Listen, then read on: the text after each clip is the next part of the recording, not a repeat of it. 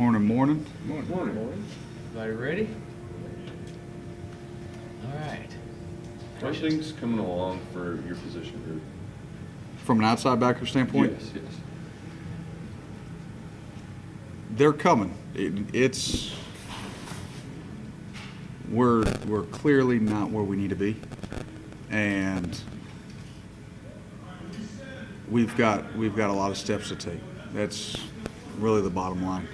To play in a 3-4 defense, you've got to have dominant outside edge guys. I mean, every 3-4 team that you think about that plays really good defense, one of the first names that pop in your head is an outside backer.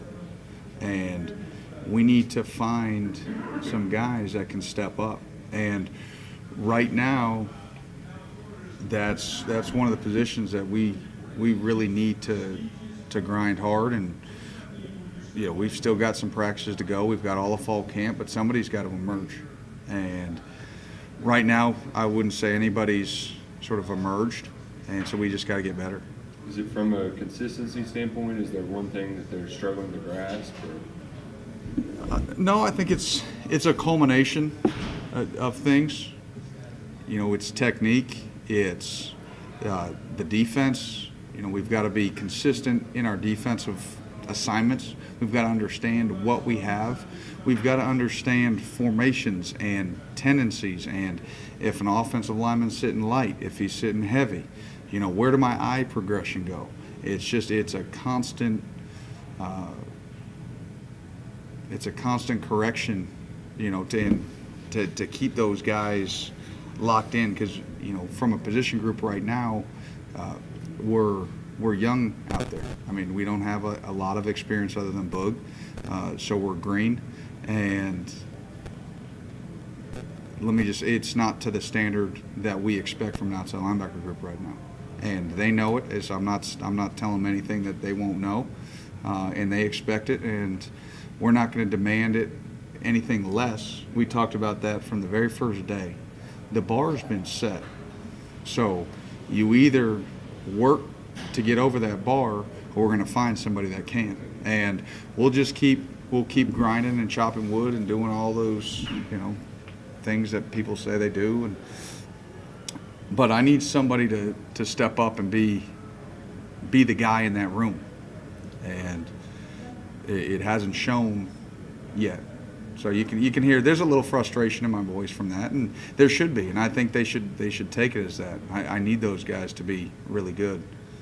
Who are the young guys at Jack in particular that are getting reps that you're looking at there? Are they moving back and forth? Are they focused?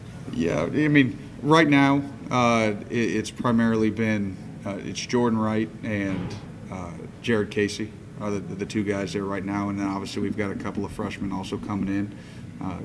You know, so we'll throw those guys in the mix, and I'm not going to be afraid. The best guy is going to play, and it's not just being a dominant rusher. It's not just being dominant in coverage. It's the whole package. You have to understand the defense. You have to know how to rush. You have to know how to convert. You have to know how to feel your inside tackle. If he's getting vertical, then I got to play off him. And some of that comes with time and experience. And but the one thing you know we tell the guys in this league, hey, it's you don't have time. You know, this we're in the business of winning ball games, and you know, so we're going to find a guy, and we're going to. I'm confident that it'll shake itself out come time, and you know, until that time, I don't know who that guy's going to be. How much does the development of the secondary play into also maybe some of that?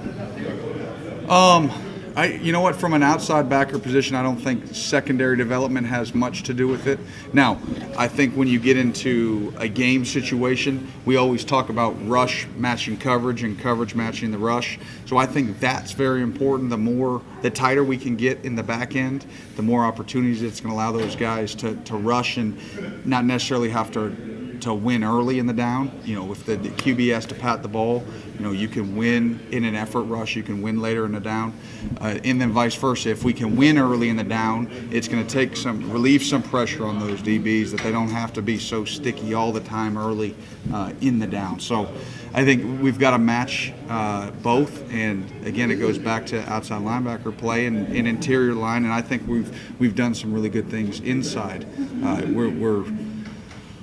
That's where we've seen really our most pressure come out so far this spring is from our interior guys, which is a really encouraging sign. I think the teams that have great interior rushers, if you're going to be deficient somewhere, I would rather be more deficient on the edge. I think interior pocket push, affecting the quarterback right off the spot, I think that's what really works at any level. You know, so when you've got guys inside that are hunting good, you know, good things happen. And we've got that right now, and that's where, you know, we've talked about that's where we need to be, strong down the middle, and we've been strong down the middle both in the run game and the pass game. So we need to keep that up, and if we can match what they're doing inside, outside, then we've got a chance to be good. How much is the challenge for a guy like Jordan Wright, who's been here for a couple of years, but obviously didn't